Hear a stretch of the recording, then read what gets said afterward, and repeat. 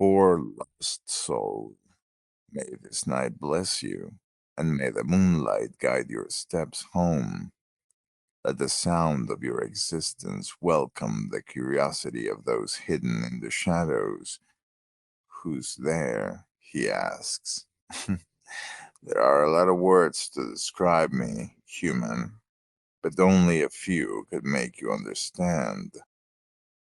I am the whispers that hide in the wind. I am the darkness that awaits you every time you close your eyes to sleep. I am the ruler of the darkness and the punishment of all the fools who disrespect the moon. And today, dear human, I am the best and worst company you could have asked for. Oh, don't be scared.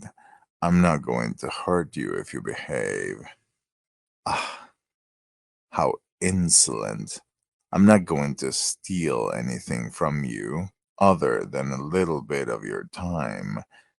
If I wanted to cast any kind of torment on you, you would be hanging from the antennae of some building right now, or lost in the depths of a forest with only your slow mind to keep you company. Hmm. You should be more grateful that I am not like those idiots of my ancestors. Don't be impatient. Now, get on that bench. No, the other one, on your left. Yes, that's the one. Do you really think you're in a position to refuse? Take a look around you, dear human. Don't you notice that this isn't the path you usually walk? The park you were passing through has completely vanished. There aren't any streetlights, but everything around you is surprisingly clean. Now, look beyond your pointy nose and see how there's nothing. Yes, that's right. It's just you, me, and the beautiful moon here. Oh, and that bench. You are finally using your brain. How does it feel, dear human, to truly see again after so long? Come on, I've been watching you for almost a year now.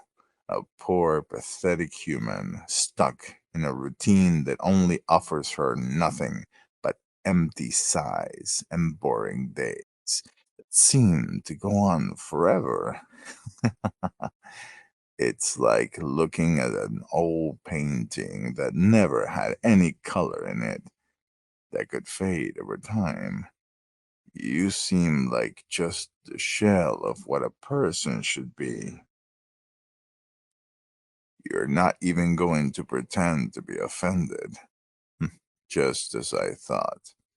We have a lot of work to do, so please have a seat.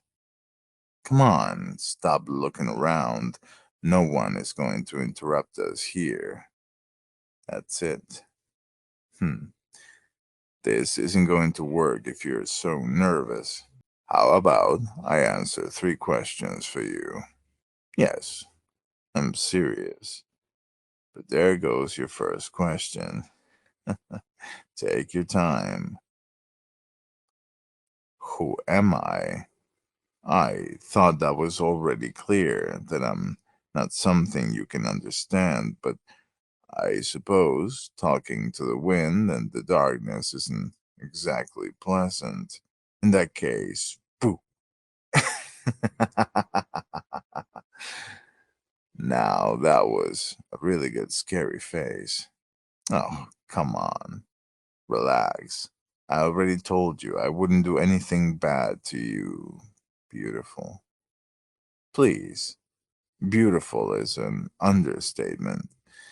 At least you could compare my pale skin to the glow of the moon shining upon us. I mean, it's right there.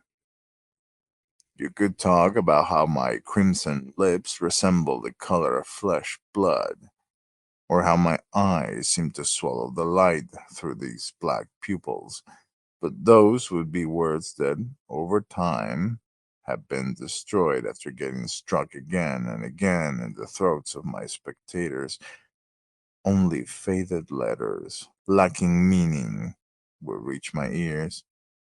Ah, so let's spare the words from being wasted like that and ask your third question already. Finally, a good one. What do you want? Hmm, what do you think? No, it's not blood. It's not your soul either. What would I do with that? You're not even a magical creature. Company? Hmm. Why do you think I would seek company in a human with no aspirations instead of relaxing and enjoying the company of the moon? Don't you think that you rate yourself too high to just be a regular employee at some crappy company? Oh, don't feel bad. It was a sincere question. Truth is, I'm looking to help a lonely girl tonight. That girl is you, silly. Now, stop asking obvious questions, or we'll need more than one night just to introduce each other. My name is Devon, and as you may have noticed by my attire and my sharp fangs, I am what you would call a vampire. Hey, that's a pretty cruel description of us. There are tons of depictions, so how can it be that only one comes to your mind? Blood-sucking demon from hell? Please. You have broken my poor heart, so maybe I'll have to take a little of your blood as a revenge. I'm just kidding. I'm not a wild animal, but we sure have a complicated history with your kind. Although you can't just make accusations like that. Other, more stubborn vampires might take offense and use dark arts to torment you. It seems like everything I say scares you. It's a pretty funny sight, but it goes against my goal for today.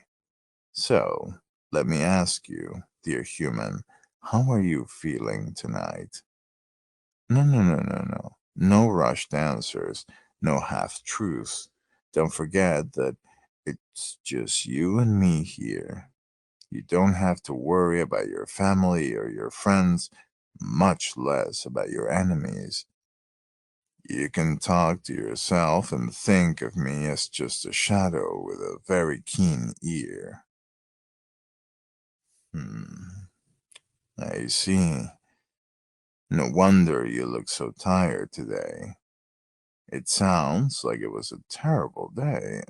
And your boss, yeah, how can he say things like that when it's obviously your coworker's fault? I'm telling you, these days everyone gets a promotion except the ones who are doing a good job. However, you didn't answer my question, so I'll have to ask you again. How are you feeling right now?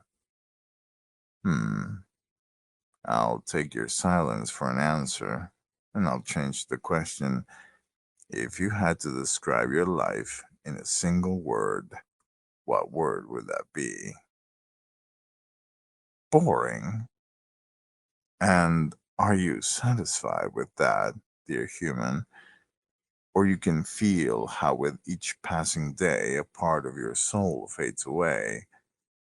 As I said before, I've been watching you for a while, and unlike you, my able to see far beyond what's right in front of me. What I can't figure out is how long this mountain of regret has been building up.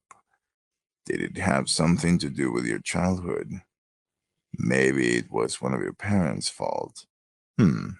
Or maybe a close friend who suddenly moved away, a romance that never really started. I want you to look deeply into my eyes, just like that. I want you to search for your reflection in them. It doesn't matter if all you see is darkness. Just keep looking. Got it. It's a exhaustion deeply rooted in your soul. You could say it's a part of you as real as hunger or sleep. I can see how it took shape through a series of different experiences, some more terrible than others, but all with sadness as their common ground. You were just a kid, but you had to put up with lies and scoldings that weren't fair to you. I can see that sometimes you tried to stand up for yourself, but you never managed to win.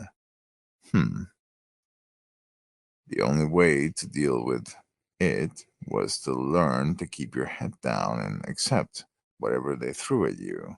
Isn't that right? Don't worry. You don't need to answer. Come here. You can rest your head against my shoulder. From that moment on, you felt that the only way to fit in with the rest of the people was to play along with their behavior, laughing when they told you a bad joke, playing with them when they invited you, and getting angry when they frowned at any little thing. But you never felt like they saw you as a friend because you didn't see them in that way either. You never learned how to form relationships. How could you, when all you knew was to nod and bow your head? Oh, poor human. The way that your people structure their society has changed so little in all these years. I'd like to believe it's because their system is so good and strong, but tonight there are no lies to use as decorations. What was the next big regret in your life, dear human? Ah, romance? No, it never got that far, did it? It was more of a light that was different from the others, slightly brighter and a little more warm. It caught your attention like the smell of a feast after being lost in the woods for weeks. And like someone who lived in a cave her whole life, you tried looking directly at the sun. You simply didn't understand him. You thought his gaze was only seeing your flaws, and that he was being nicer than others before forcing you to comply with his desires. Take it easy. Don't worry. I know you regret the things you said. You can't call yourself a coward for running away from him. After all, no one ever taught you what courage was. You don't have to hold back those tears. I bet you don't remember the last time you felt alive enough to cry. Give your sorrows to the moon. She is an excellent listener. Do you want me to keep going? Although there doesn't seem to be any major events ahead. You finish your studies with average grades. You got a job with a salary just above the minimum. You've been exploited for several years, but you never had the courage to quit. And look at you now, a person who doesn't feel like one. I always believed that one of the core aspects of being a human was the indomitable spirit to keep moving forward, to face whatever the heavens might throw at you, and to take the next step. But every now and then, someone like you shows up. Humans who have been neglected by their own people and forced to bear misfortunes that should fall only on the greatest sinners, because loneliness and silence are too great of a burden for any human being. Many years ago, I vowed myself that I would reach out to those in need, for I could not bear the pain of seeing such beautiful souls slowly fade away without even knowing what happiness felt like. And today, just on a whim, you're the one I've chosen. Today, in this small clearing surrounded by darkness and moonlight, You are the protagonist of this story. So tell me, if you could change one thing, just one, what would it be? You would like to know what happiness feels like? Then I have some news for you because I, the great Devon, will conjure all my power and kindness upon you to grant your wish. With the moon as my witness and the blood of my ancestors as proof, I ask you this. Would you like to be my friend?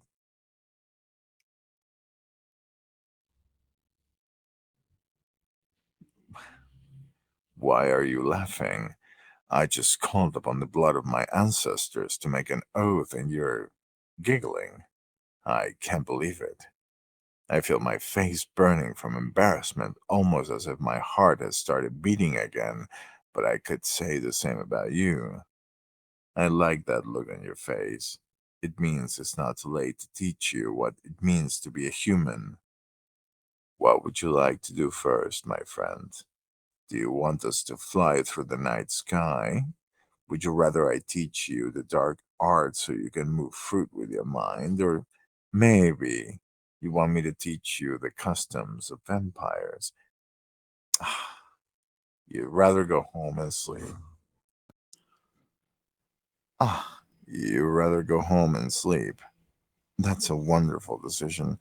I guess the scare I gave you was enough to make you lose a couple pounds just from the cold sweat.